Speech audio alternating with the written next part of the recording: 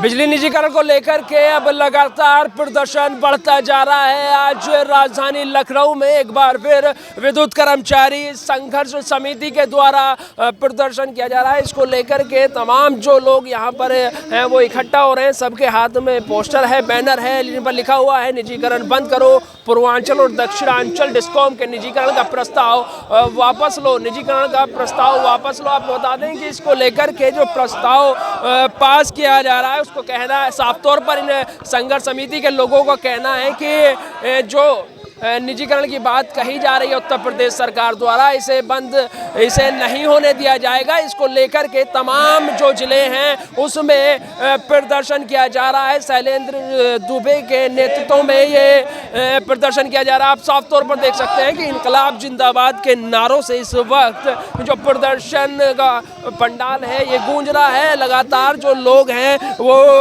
उत्तर प्रदेश सरकार से लगातार कोशिशें कर रहे हैं कि आप लोग जो है निजीकरण ना करें, क्योंकि निजीकरण किसी भी हिसाब से जो है वो सही नहीं है। इसको लेकर के जो लोग हैं वो यहाँ पर आज फिर इकट्ठा हुए हैं। आपको बता दें कि आज जो विद्युत कर्मचारी संयुक्त संघर्ष समिति है वो निजीकरण विरोधी दिवस मना रहा है और इसको लेकर के जो तमाम बातें हैं वो कही जा रही हैं। बात करेंगे यहाँ पर जो तमाम लोग हैं उनसे बात करेंगे। सर, आज निजीकरण विरोधी दिवस आप लोग यहाँ मना रहे हैं, क्या कुछ मांगे सरकार से एक बार में, क्योंकि सरकार अब निजीकरण पर जो है बिल्कुल मजबूत होकर के बैठी है? देखिए, सरकार से, माननीय मुख्यमंत्री जी से, माननीय ऊर्जा मंत्री जी से हमारी अपील है कि निजीकरण का जो ये प्रबंधन ने फैसला लिया है ये एक तरफा फैसला है और इससे कोई फ़ायदा नहीं होगा। तो ज़रूरी ये है कि हम लोगों के साथ बैठ के बात करें। बिजली जो है वो किसी भी प्रदेश की लाइफ लाइन होती है और सरकार की मंशा अनुरूप आज तक हम हमेशा काम करते रहे हैं। और ऐसी कौन सी बात हो गई कि एकदम से पेपर में छप गया कि साहब वो 42 के ज़िलों को जो है वो निजी क्षेत्र में सौंप दिया जाएगा और उसके बाद 3 विकल्प दे दिए गए बिना किसी से पूछे, ना कोई बात हुई, ना कोई चीत हुई। ऐसे तो कभी नहीं होता, ये लोकतांत्रिक देश है। और माननीय मुख्यमंत्री जी ने हमेशा गरीबों की फरियाद सुनी है और एक एक आदमी को इंसाफ दिलाने का काम किया। तो हमको इंसाफ कैसे नहीं मिलेगा? हमको तो उन्हीं से न्याय की उम्मीद है और हमें लगता है कि माननीय मुख्यमंत्री जी हमारी फरियाद सुनेंगे और इसलिए हम कोई भी बाधा नहीं उत्पन्न कर रहे। ये कोई आंदोलन नहीं है, ये विरोध सभा खाली इसलिए हो रही है, आड टाइम पे हम करते हैं छुट्टियों में, कि हमारी फरियाद जो है माननीय मुख्यमंत्री जी तक पहुँचे, हमारी फरियाद माननीय ऊर्जा मंत्री जी तक पहुँचे और हमसे बात करें। हम लोगों ने खून पसीना दिया है, हमारा संविदा का साथी हर महीने एक आध आदमी शहीद होता है इस विद्युत व्यवस्था के सही करने के लिए। तो ऐसे में हमारी कुर्बानियों का ये नतीजा नहीं होना चाहिए कि एकदम से आपने फैसला कर लिया कि नहीं साहब अब बेच दिया जाएगा और आपको बाद में समायोजित किया जाए, नहीं VRS दे दिया जाएगा। कैसे VRS दे देंगे? जिसकी 2 साल की नौकरी है, जिसकी 5 साल की नौकरी है, कैसे VRS ले लेगा? दूसरी जगहों से छोड़ के लोग आए हैं कि हम बिजली विभाग में सेवा करेंगे, सरकारी कर्मचारी कहलाएंगे, उनको सबको आप निकाल देंगे और कैसे समायोजित करेंगे ये भी नहीं बताने को तैयार हैं। एक तरफा कार्रवाई है। मेरी अपील है माननीय मुख्यमंत्री जी से कि इस पर पुनर्विचार करें और निजीकरण का फैसला प्रदेश हित में टालने का काम करें। यूपीपीसीएल के चेयरमैन आशीष गोयल हैं या फिर AK शर्मा जी हैं, उनसे बात हुई है? राज्य मंत्री जो सोमेन तोमर हैं उनसे लेकर आपको इसको लेकर के बातचीत हुई? हमारी किसी से बात नहीं हुई। 2-4 संगठनों से माननीय चेयरमैन साहब ने बात की थी, लेकिन उन्होंने फिर अपना फैसला सुनाया था। अपना फैसला मत सुनाइए। अगर आप वार्ता कर रहे हैं तो हमारी भी सुनिए। आप खाली फैसला सुनाने के लिए अगर वार्ता के लिए बुला रहे हैं तो आप तो छपवा ही रहे हैं, तो हम पढ़ ही ले रहे हैं, फिर हमको बुलाने का मतलब क्या है? कोई भी वार्ता होती है द्विपक्षीय होती है, हम आपकी सुने, आप हमारी सुने और उसका कोई रिजल्ट निकाला जाए।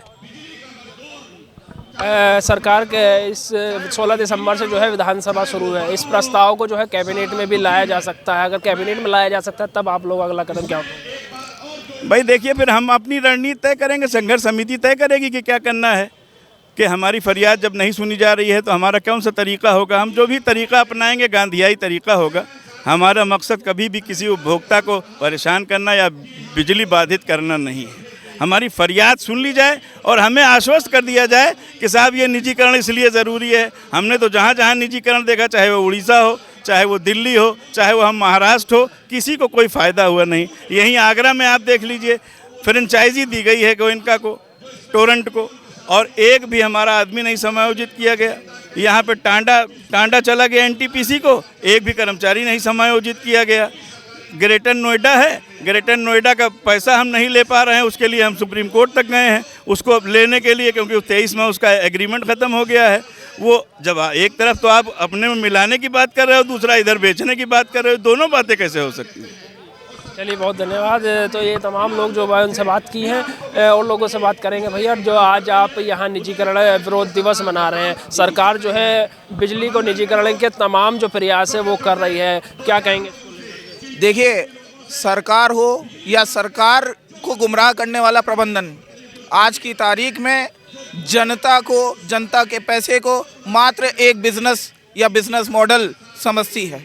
लेकिन जो हम बिजली कर्मचारी हैं, हम आम जनता के बीच से आए हैं और हमारी ये जिम्मेदारी है कि जनता के पैसे की लूट किसी भी प्रकार से नहीं करने दिया जाएगा। किसी भी निजी व्यक्ति के हाथ में, निजी कॉरपोरेट के हाथ में कुछ चंद कौड़ियों के भाव नहीं बिकने देंगे। ये सब हमारे खून पसीने की कमाई है जो हम लोगों ने इस देश की सेवा करने का माध्यम चुना। बिजली विभाग के जरिए हमारे यहाँ तमाम संविदा कर्मचारी से लेकर जो पोल पर चढ़ते हैं, सबका पेट इसी से पल रहा है। और इस विभाग को खाली प्रबंधन एक बिजनेस की तरह देखती, जबकि हम लोग जन सेवा का माध्यम समझते हैं, देश सेवा का माध्यम समझते हैं। और जो ये परिसंपत्तियां हैं हमारे विभाग की, जो जनता की है, उसको एक निजी के हाथ में, निजी घराने के हाथ में खाली कौड़ियों के भाव देकर भ्रष्टाचार का खुला खेल चल रहा है।